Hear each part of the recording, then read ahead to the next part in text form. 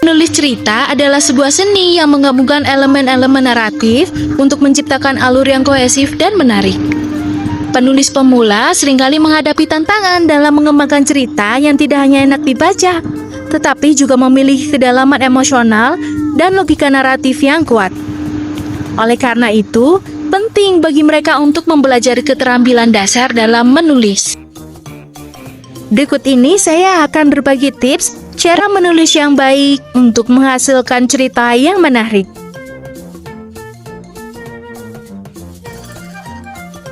Yang pertama, tentunya seorang penulis harus memahami struktur cerita.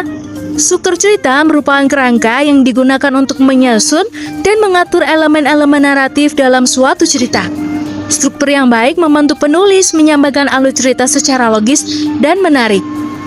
Biasanya, struktur cerita terdiri dari 3 bagian, yaitu pendahuluan atau eksposisi, lalu yang kedua tengah atau permasalahan, yang ketiga akhir atau resolusi, atau kita bisa sebut dengan penyelesaian.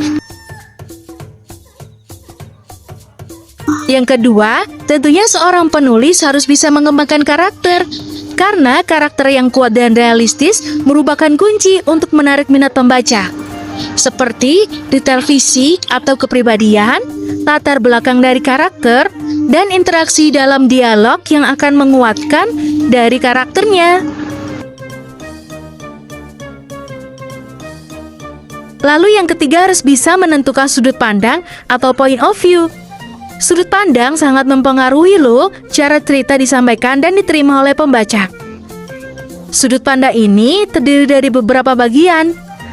Orang pertama, orang ketiga terbatas, dan orang ketiga maha tahu. Keterampilan menulis cerita memerlukan waktu dan latihan.